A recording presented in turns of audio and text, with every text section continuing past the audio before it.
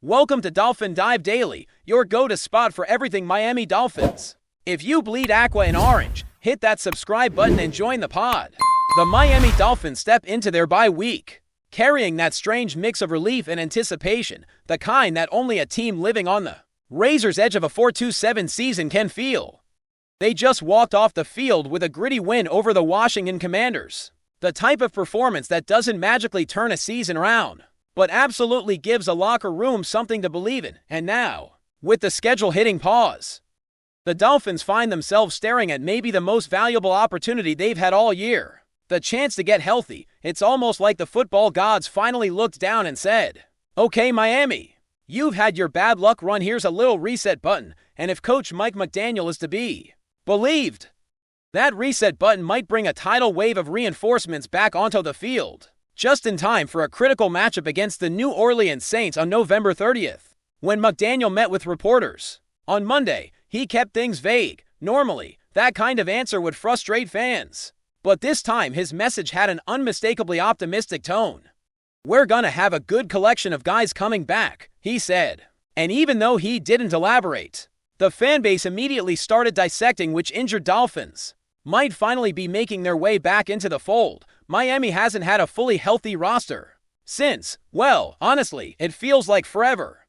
And when you're a team trying to claw your way back into a competitive rhythm, the idea of a handful or maybe more of your starters returning is basically the NFL version of finding a cheat code. Right at the top of that list sits offensive tackle Austin Jackson, a player whose return feels less like a maybe and more like a matter of scheduling. Jackson's practice window opened last week, which actually made him eligible to be activated in time for the Commanders game. The team ultimately decided he needed a little more time, but that decision also hints that he's incredibly close. Jackson has been out since week 1, when a toe injury sidelined him against the Indianapolis Colts. And while toe injuries don't sound glamorous, NFL linemen will tell you that a broken toe can be the difference between anchoring a pass set and getting bulldozed by a 280-pound edge rusher. The bigger concern with Jackson is the pattern that started to surround him. 4 of the last 5 seasons have seen him miss significant stretches of play, and durability is becoming the part of his resume nobody wants to talk about. But when he's on the field, he's Miami's starting right tackle without question if he returns after the bye. The Dolphins' offensive line gains a cornerstone, something they desperately need, as the hits on their quarterback and running backs continue to pile up.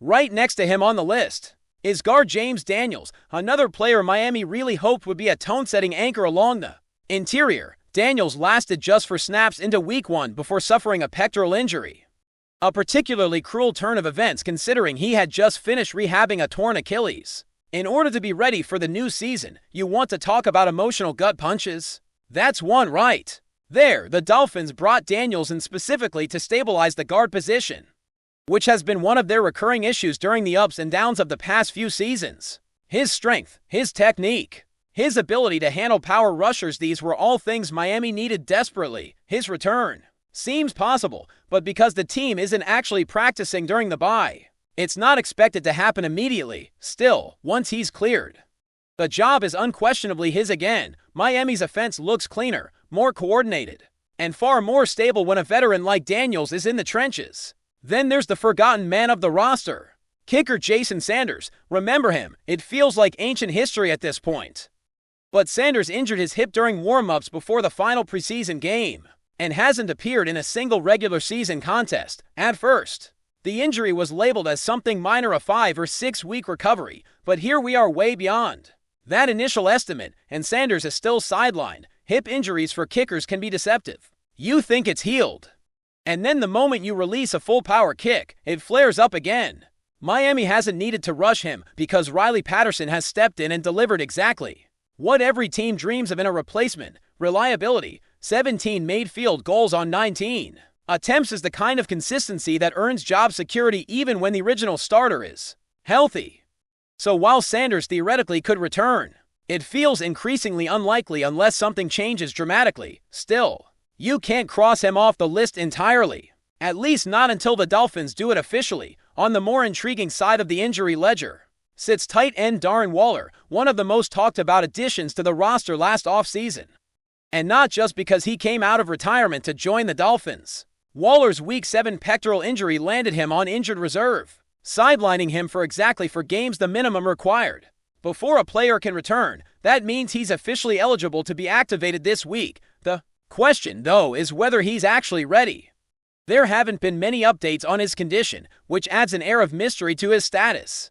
Pectoral injuries often heal within several weeks, but Waller has also dealt with multiple setbacks since the summer, and the Dolphins haven't rushed him at any point. Meanwhile, Greg Dulcich has emerged as one of the pleasant surprises of the offense during Waller's absence, showing chemistry with the quarterbacks and giving Miami a legitimate pass-catching threat at the position. So even if Waller returns, it becomes a storyline in itself. How do the Dolphins balance the snaps between the established veteran and the rising young player who has earned his reps? Miami also has the depth pieces on the offensive line worth mentioning, and Drew Meyer and Liam Eichenberg. Meyer got hurt during the preseason and was placed on injured reserve before the final roster cuts. But because he was designated to return, the team clearly believed there was a real chance he'd be healthy before season's end. The Dolphins wouldn't have used a designation on him otherwise. The challenge is figuring out whether he's actually close or not. Because unlike starters, depth linemen don't get the same level of public update. His timeline remains clouded, but his status is absolutely worth watching over the next couple of weeks. Eichenberg's situation is much more straightforward, though not in a good way, still stuck on the physically unable to perform list.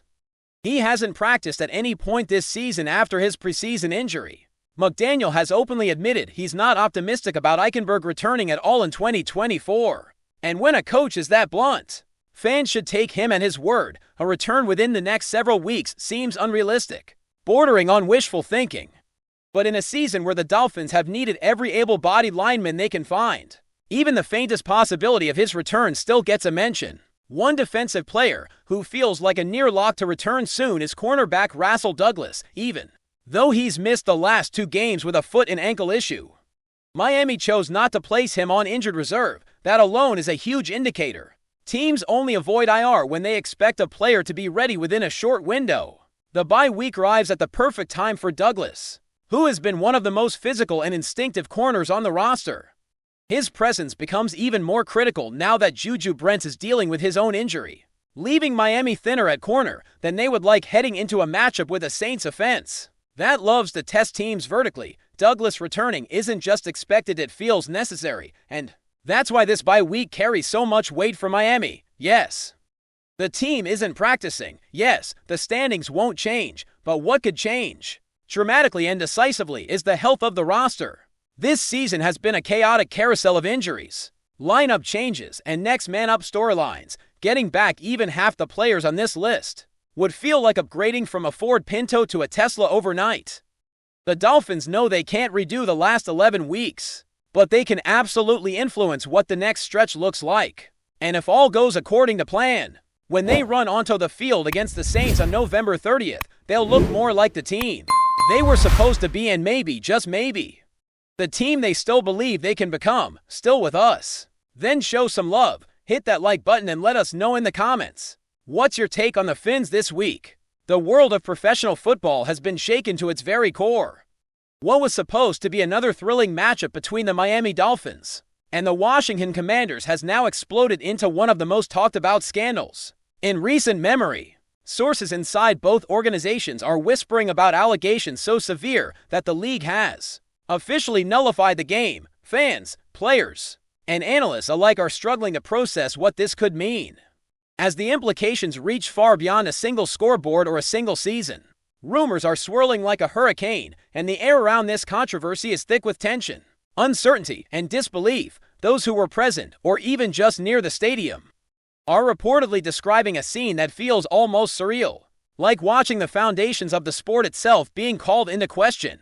It's the kind of story that makes headlines, dominates social media, and leaves everyone asking the same question: how could this happen in a league that prides itself on integrity, tradition, and accountability? From what has been leaking through anonymous sources, the accusations are of a level that many insiders describe as unprecedented. Multiple parties, allegedly including team officials and external operatives, are being investigated for actions that could potentially manipulate outcomes, financial deals, and even internal team strategies. The exact details remain shrouded in secrecy.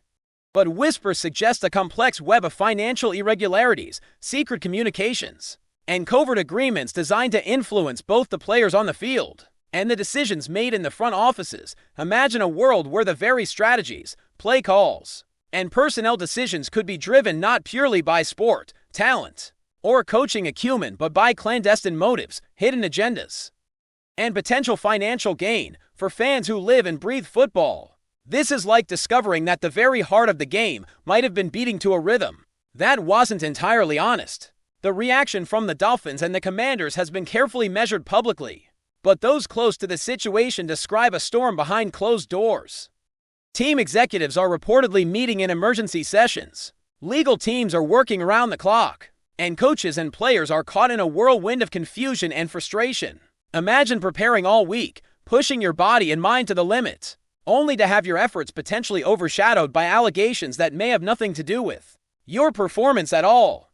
Players are said to be furious but also cautious, understanding that any statement could have legal ramifications or be misinterpreted in the media circus that is already erupting. Meanwhile, fans are divided. Some are in outright shock, demanding transparency and accountability, while others are holding onto denial, refusing to believe that their beloved teams could be entangled in something so sinister. The league itself has been noticeably quiet, but insiders indicate that the internal investigations are far-reaching. The NFL is reportedly coordinating with independent auditors, law enforcement liaisons, and regulatory bodies to piece together exactly what happened, who was involved, and how deep the corruption may go.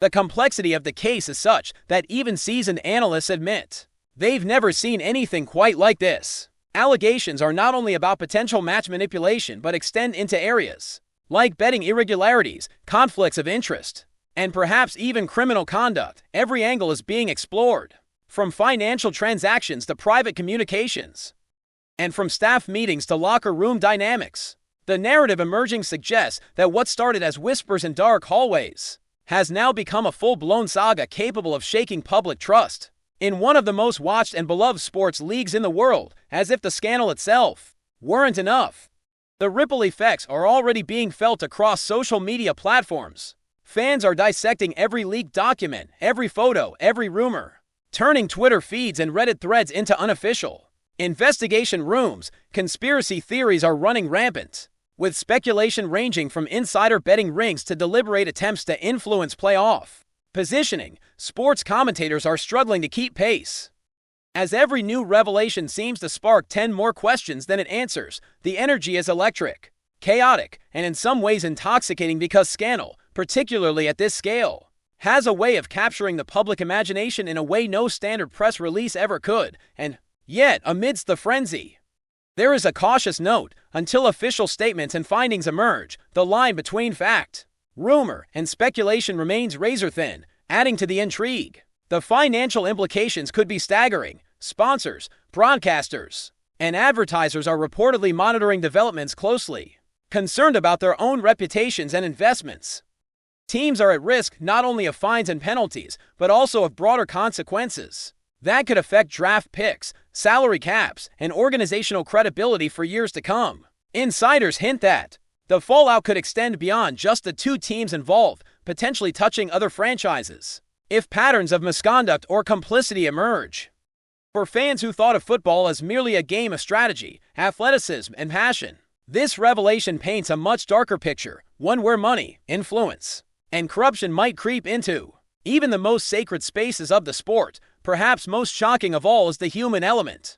Players who have spent their lives chasing dreams, who have trained for countless hours, endured injuries, and sacrificed personal lives, now find themselves questioning whether the playing field was ever truly level. Coaches, scouts, and even longtime staff members are confronting a reality where loyalty, hard work, and dedication might not be enough to insulate them from controversy. The psychological toll is undeniable, and the emotional stakes are soaring. People are speaking privately about sleepless nights, intense meetings, and moments of sheer disbelief as they attempt to reconcile their love for the game with the possibility that it has been compromised by something far bigger than a single misplayed pass or a failed defensive scheme. Legal analysts are predicting months if not years of investigation, court proceedings, and appeals. Every move is being scrutinized, every statement analyzed, Every leaked memo dissected, rumors suggest that the league may take unprecedented action, including suspensions, fines, and perhaps even restructuring internal policies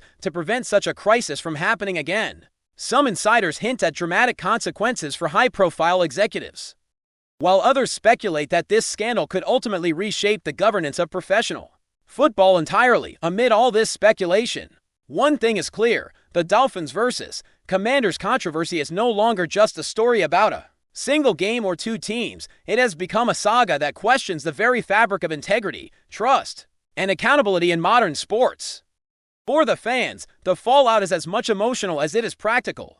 Those who followed the teams loyally, who cheered in the stadiums and watched every broadcast, are grappling with feelings of betrayal, confusion, and incredulity. Social media has become a battleground, with heated debates over who is to blame, who might have known, and what the league should do next. The drama has transcended the boundaries of the sport itself, seeping into popular culture, politics, and even casual conversation among people who might not usually follow football. Every rumor, leak, and insider account is dissected endlessly, creating a feedback loop of speculation that only amplifies the sense of chaos surrounding this scandal. The question on everyone's lips is no longer who won, but what really happened. And perhaps more importantly, who will pay the price as the story continues to unfold.